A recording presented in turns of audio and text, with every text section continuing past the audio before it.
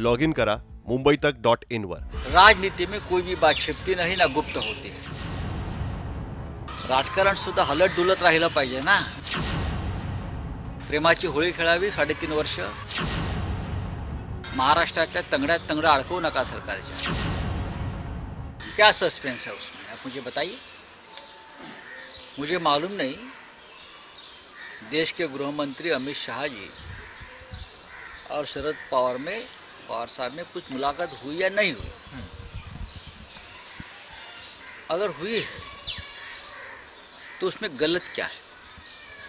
अगर देश के गृह मंत्री से कोई मेंबर ऑफ पार्लियामेंट या बड़ा नेता मिलता है तो उसमें गलत क्या है। हम भी मिल सकते हैं, कोई भी मिल सकता है। देश के गृह मंत्री है, कोई काम हो सकता है गृह मंत्री के पास। अब अमित शाह जी कहते हैं कि ऐसी बातें सार्वजनिक नहीं की जाती।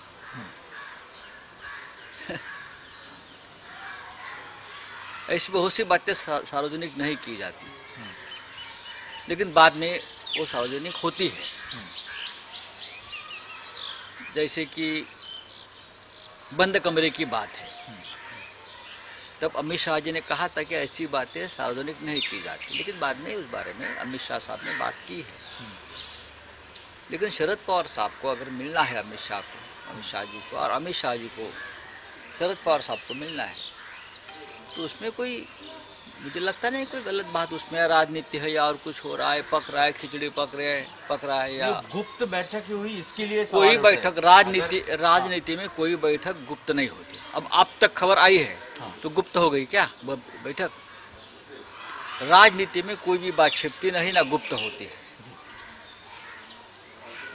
ये कोई गुप्तेश्वर पांडे वाली स्टोरी नहीं है। पर सर सवाल इसलिए पूछे जा रहे हैं क्योंकि आपने कल सामना के रोकटोक में जो अपना कॉलम होता है वीकली, उसमें जो बात रखी गृह मंत्री पर सीधे निशाने पर लिया। ऐसे में सवाल उठ रहा है कि महाविकास आघाड़ी में सब ये किसी के ऊपर निशाना साधने की बात नहीं है। आपने देखा होगा सुप्रिया सुले जी का एक इंटरव्यू है, लगता है हिंदुस्तान टाइम्स में, उसमें भी यही बात कही है। ये जो सब घटनाएं हुई है उसमें महाराष्ट्र का नाम थोड़ा सा नेशनल लेवल पर खराब हो गया। सबकी भावना है, नहीं होना चाहिए था, ये नहीं होना चाहिए था। महाराष्ट्र को अपनी एक प्रतिष्ठा है पूरे देश में, एक इज्जत है। चाहे राजनीति हो, चाहे प्रशासन हो, चाहे सामाजिक क्षेत्र हो, चाहे राजनीतिक क्षेत्र हो, महाराष्ट्र का ऐसा राज्य है अपने आप में बहुत बड़ी प्रतिष्ठा राज्य को। तो जब ऐसी घटना होती है तो ज़रूर सबको दुख होता है और उसके कारण हम ढूंढते हैं। ये कोई व्यक्तिगत किसी के साथ संघर्ष या टीका टिप्पणी करने की बात नहीं है। राज्य के गृह मंत्री हो या राज्य के मुख्यमंत्री हो या डिप्टी सीएम हो, अपने अपने स्थान पर ठीक काम करे हो। लेकिन जिस तरह से अपोजिशन जो माहौल बना रहे हैं, वो माहौल बनाने की मौका हम उनको नहीं देना चाहिए। इतना ही मैंने कहा है, बस। और क्या है, आपने क्योंकि बात ये रखी कि आपने ये बात ये रखी कि देशमुख जी को उस वक्त गृह मंत्री जो है वो नहीं बनाया। ठीक है, अभी उसके ऊपर कल मैंने लिखा था। उसके ऊपर बहुत लोगों ने सवाल जवाब भी किए हैं। अब मामला कल खत्म हो गया होगा। अजित पवारच बोलले आहेत ना, बोलू द्या की अजित पवार बोलू द्या, त्यात काय।